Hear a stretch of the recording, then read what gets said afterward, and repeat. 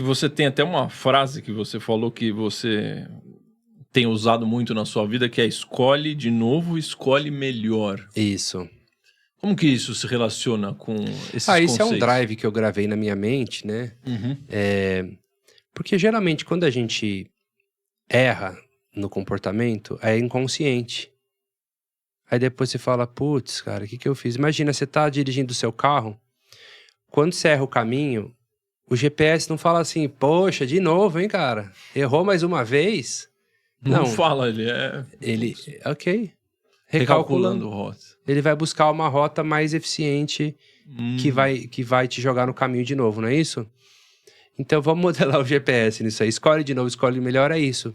Olha, tenho consciência de que fiz uma má escolha. Fiz uma cagada. Escolhe de novo, escolhe melhor. Então, vamos supor que eu disse assim, eu quero muito um objeto, uma joia, né? E eu falo assim, esse eu não tenho. Esse eu não tenho ainda. Eu corrigi. Escolhe de novo, escolhe melhor. Eu fiz uma quando eu falo eu não tenho, agora eu não tenho ainda, eu abri um campo de possibilidades. Entendeu? Então escolhe de novo, escolhe melhor. Eu quero estar em paz, mas eu não estou em paz ainda. Isso. Mas você pode sempre ter uma escolha melhor que você pode fazer. A PNL fala assim, ter uma escolha é melhor do que não ter escolhas. E nós sempre fazemos a melhor escolha que nós temos com os recursos que temos. Nós sempre fazemos a melhor escolha. Aquela sociedade que você entrou, que deu errado, aquele relacionamento, você não entrou para dar errado, você entrou para dar certo. Então você optou pelo melhor com o nível de consciência que você tinha. Que parecia ser o melhor. Pô, mas parecia um cara bacana, poxa, mas parecia uma empresa legal. Hoje você escolheria diferente. Então hoje você pode escolher melhor. Agora, tem situações da vida que você tem menos escolha.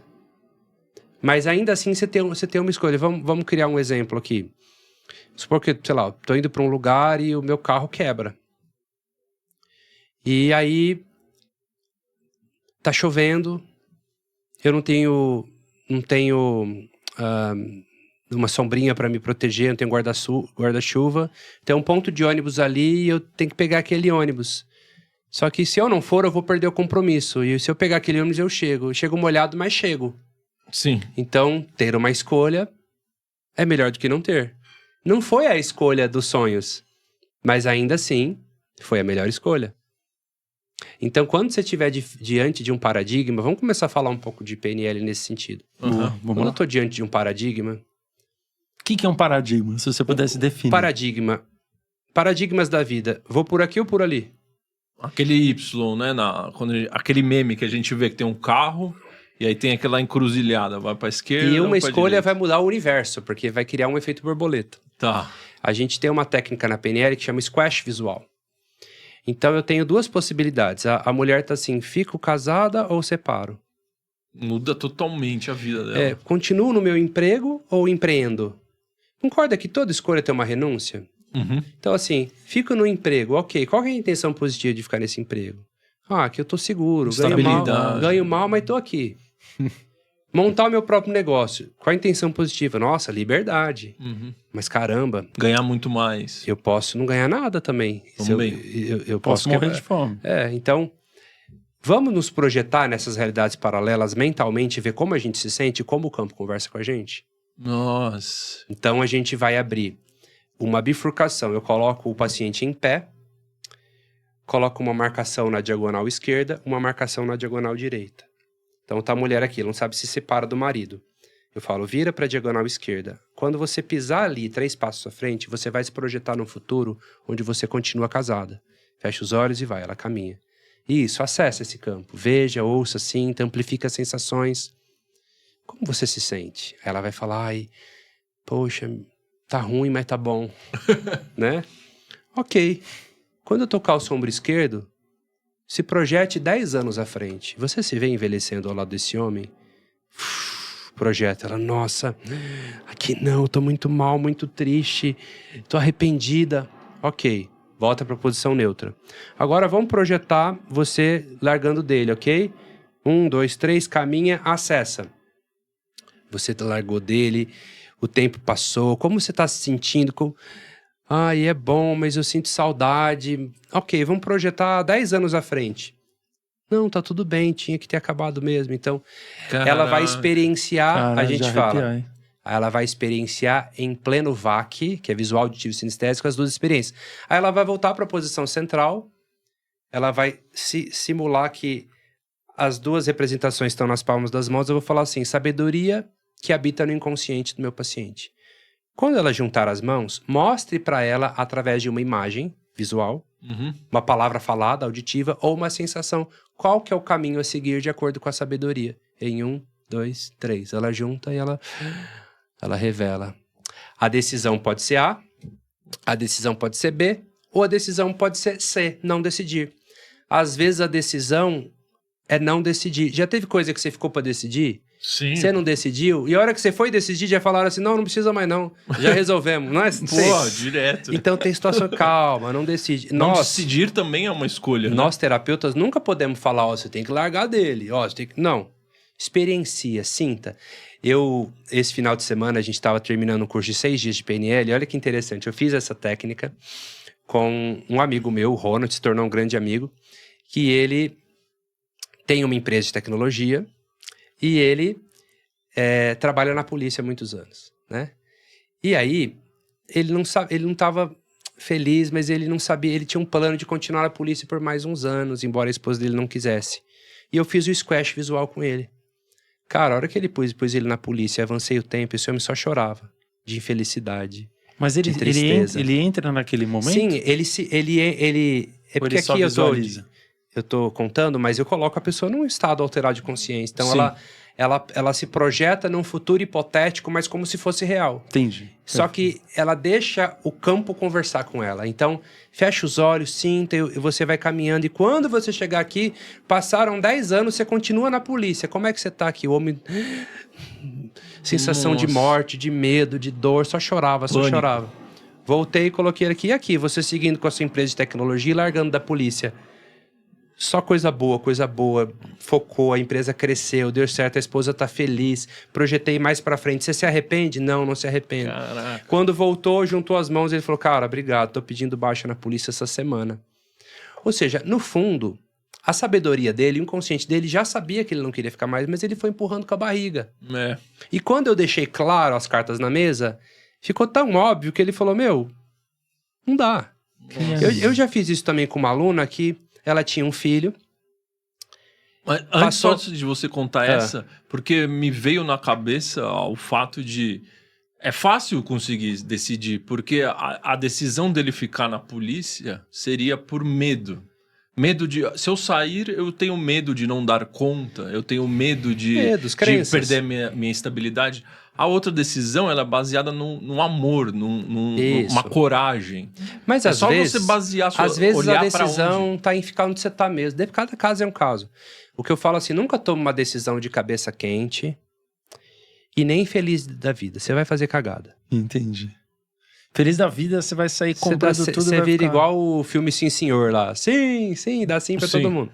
Mas a gente não vive numa dualidade? Então, as duas decisões possíveis, ou uma é baseada no medo de perder algo que você tem, que você acha que é bom, mas na verdade é ruim, e na outra é de conquistar uma coisa através do amor que você acredita. Às vezes é só uma crença, como a dele.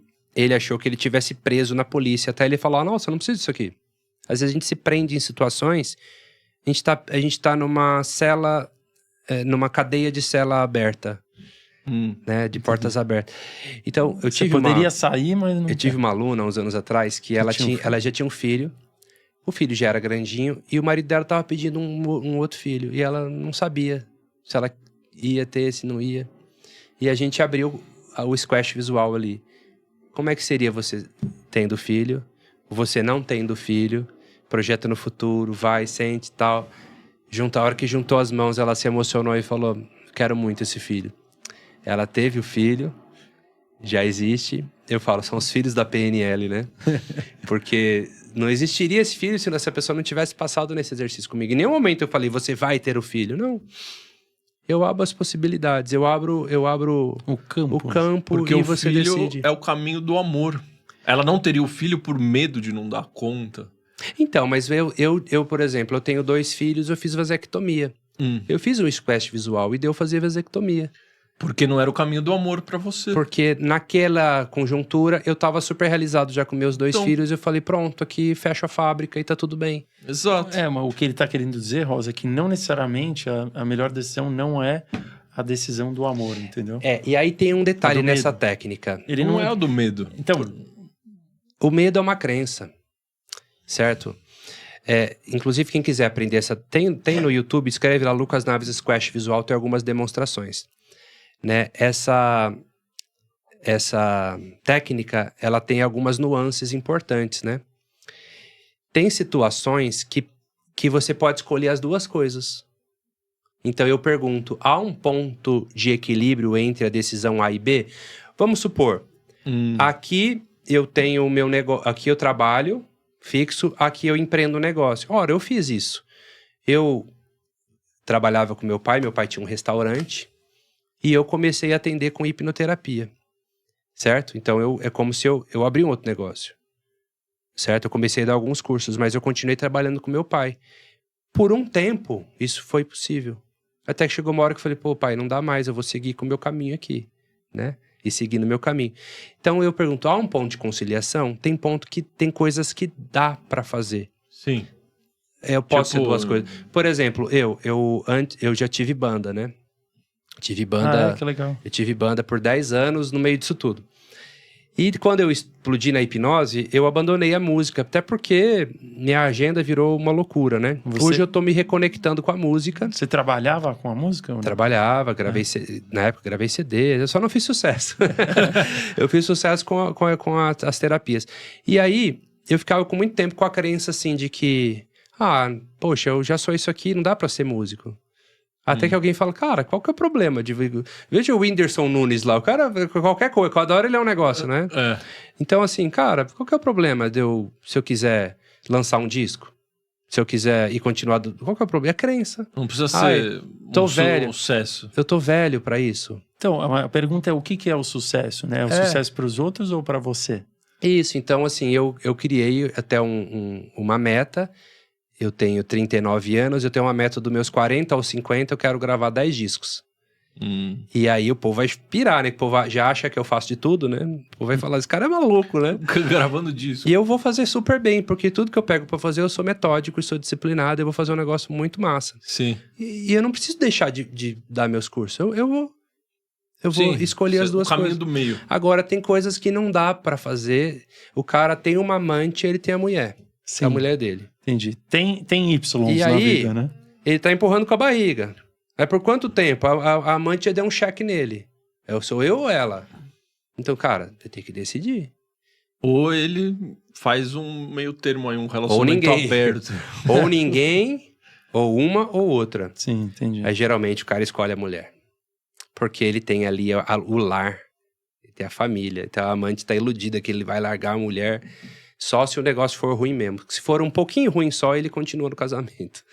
Porque ele tem outros ganhos ali. É muito ele maior. Ele tem os filhos, ele tem patrimônio, ele tem muito a perder, né?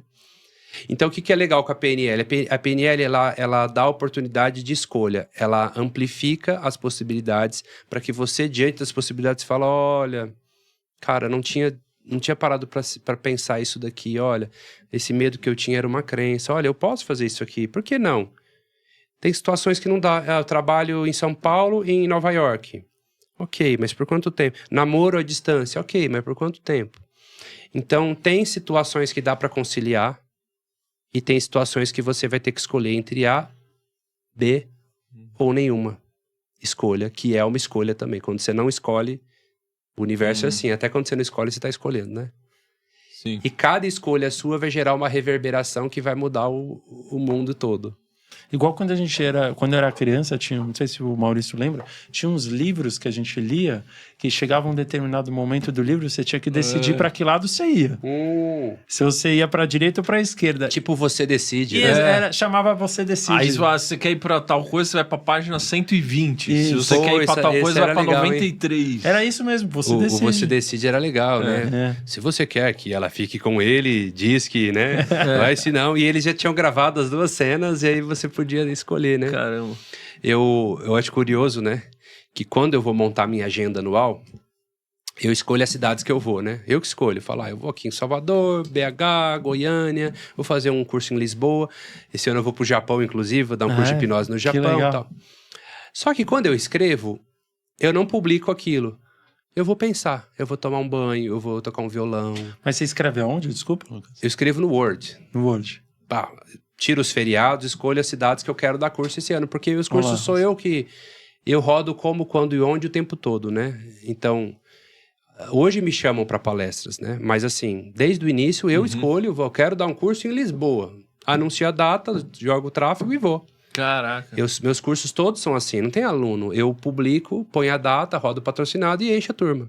E sempre deu certo. Que legal. Então, aí eu escrevo a agenda, como escrevi desse ano, né? 2026, que minha equipe de marketing fica pedindo. Só que, calma.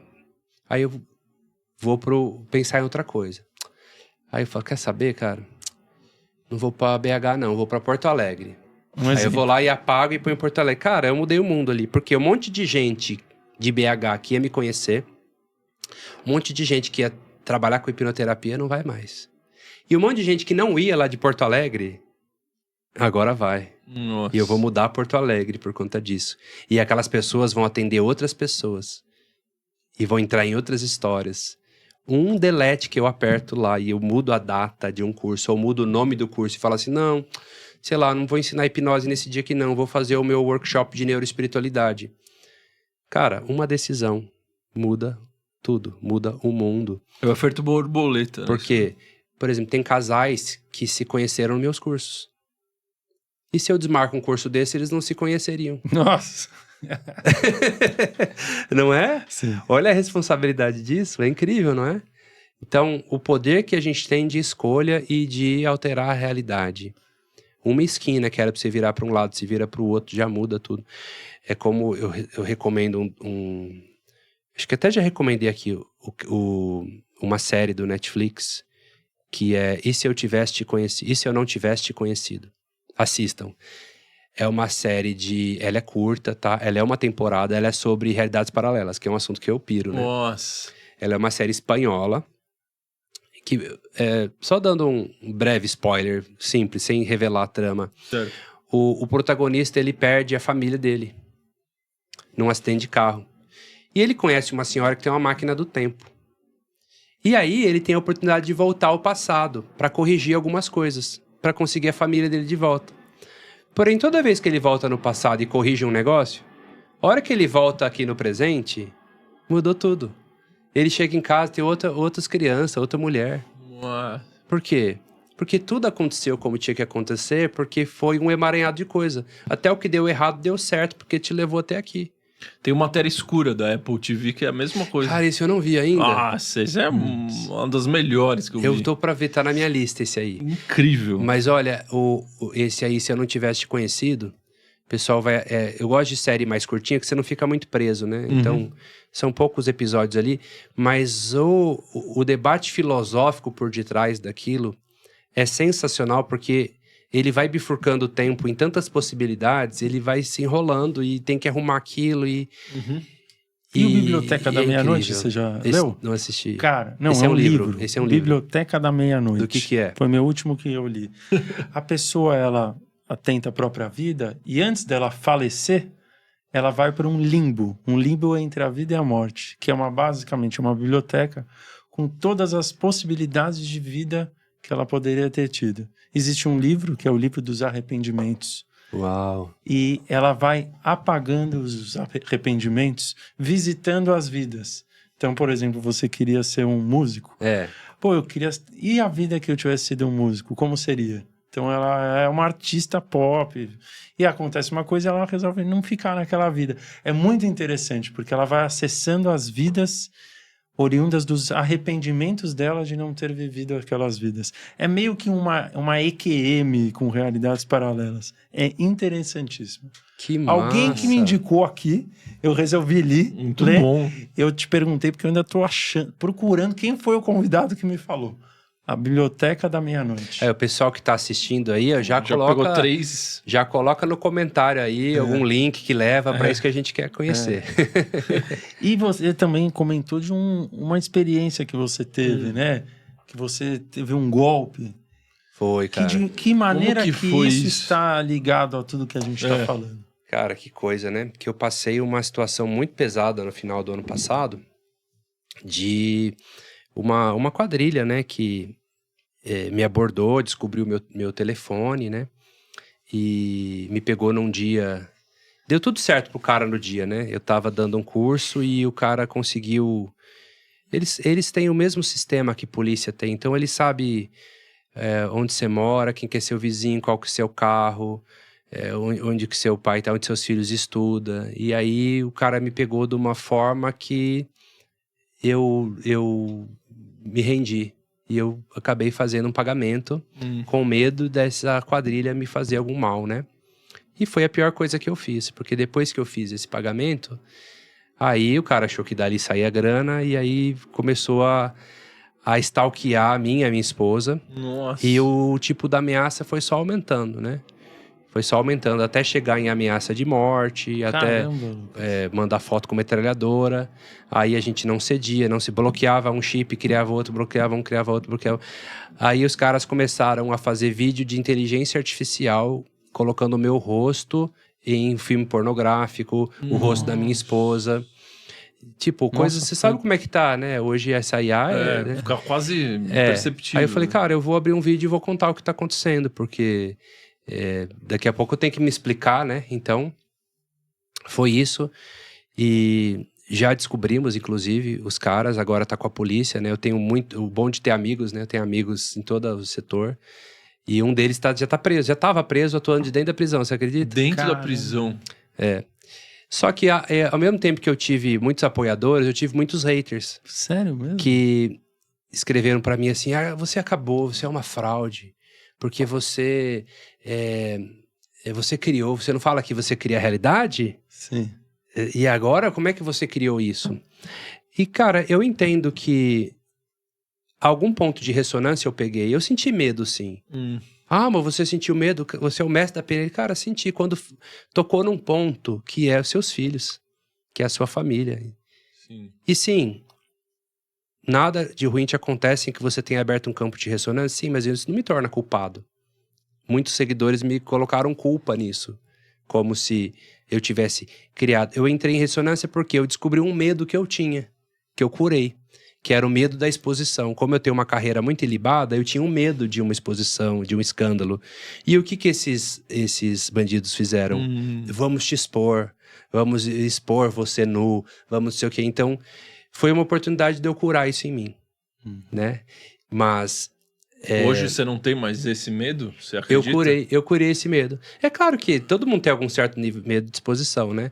Mas eu pude visitar essa memória, descobrir de onde ela vinha e curar esse medo que eu tinha da exposição. E hoje, inclusive, está mais preparado se o golpista me aborda, saber lidar com isso, né? Porque se você raciocinar um pouco, você não responde, você não paga, né? Só que os caras, eles conseguem entrar na sua mente de alguma forma. E curioso, né? Eu tava ali no curso fazendo um trabalho de luz, de cura. Cara, pessoa com catarse, limpando as sombras tudo, e o celular só ameaça de morte, ameaça disso, daquilo. Nossa. E o negócio foi só piorando, né? Porque eles começam a pegar a sua rede de contatos, eles conseguiram invadir meu Telegram, pegaram meus contatos, começaram a importunar meus amigos, meus familiares, e mandar foto com metralhadora, com fuzil e tal. Na verdade, é gente que não mata ninguém, mas que tá ali dentro da cadeia ameaçando os outros, porque você sabe que hoje não pode, mas entra celular na cadeia. Sim. Né? E agora essa pessoa vai se enrolar mais, porque a gente já tem tudo, já tem todos os dados, a gente fez um trabalho com a polícia, assim, polícia civil, de investigação, com os amigos meus da área de tecnologia. Eles puxam tudo, cara, de VPN, IP, descobre de onde vem, Dá pra ir atrás. quantas passagens a pessoa tem, tudo. Então eu tenho tudo agora. E não é que, entendi, e agora você vai devolver com mal. Não é com mal, tem que parar uma pessoa dessa, porque ela vai fazer mal para outra pessoa, vai pegar um outro pai de família. Assim como a delegada que me falou, ele já deu golpe em médico, já deu golpe em várias pessoas importantes, né? Então foi um grande aprendizado, porque eu pude mostrar um ponto de vulnerabilidade meu, e eu acho que na vulnerabilidade há um poder.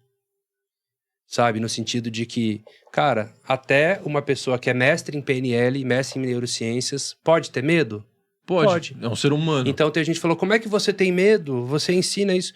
Cara, primeiro o corpo sente, depois o cérebro interpreta. Você sabe o que alguém... A pessoa que fala isso, ela nunca teve uma ameaça, ela nunca teve um bandido falando assim, o seu filho, fulano de tal, sua filha, eu tenho isso, eu vou pegar ela aqui, nessa rua aqui, vou fazer...